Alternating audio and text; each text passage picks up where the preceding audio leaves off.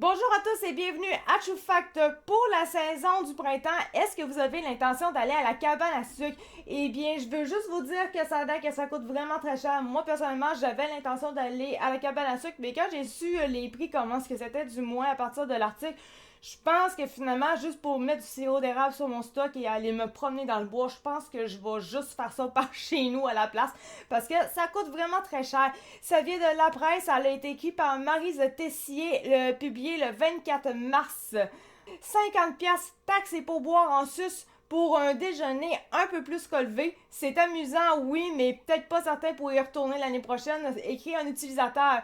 Une famille de 4, c'est entre 150$ et 200$. Tout ça pour des œufs, patates, bacon, fèves au lard dans le sirop. Je veux bien encourager ma région, les producteurs, mais là, ça dépasse l'entendement. Mentionne un autre. J'avoue que ça fait très très cher.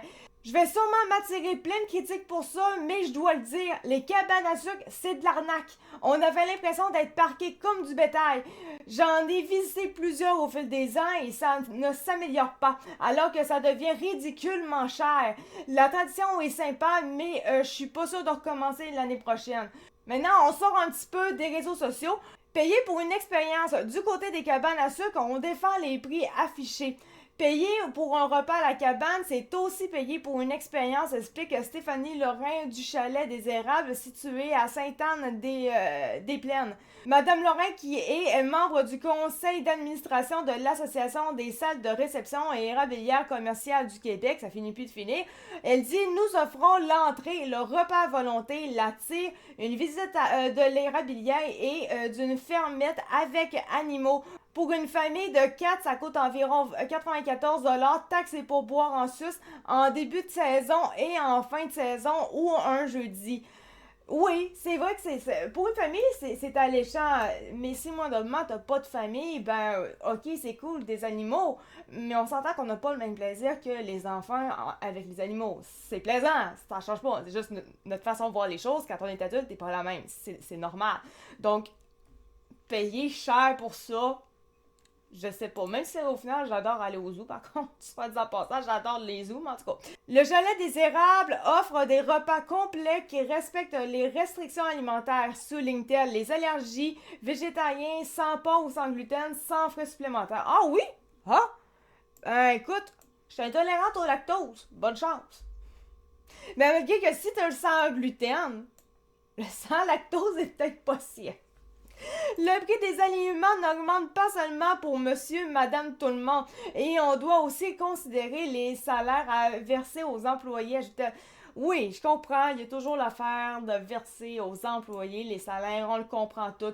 Mais il reste qu'à un moment donné, ça fait cher pour tout le monde pareil. Même si je comprends, il faut payer.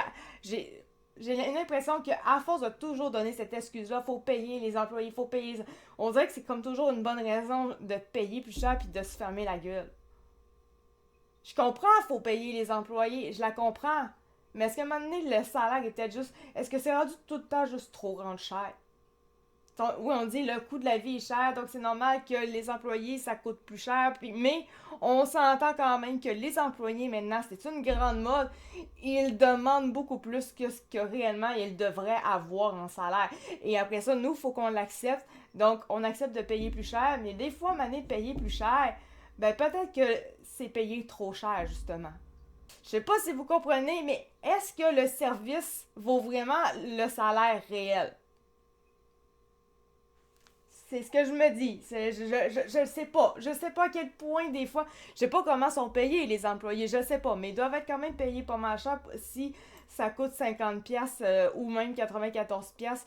Une famille de 4, c'est entre 150 et 200$. Donc, tu sais, ça revient quand même cher, là.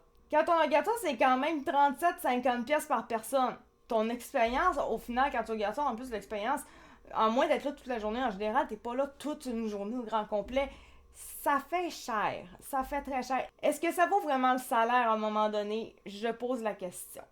Je le sais pas. Bref, merci beaucoup de m'avoir écouté. C'était ActuCat de True Fact et on se retrouve pour une prochaine vidéo. Merci, ciao, bye.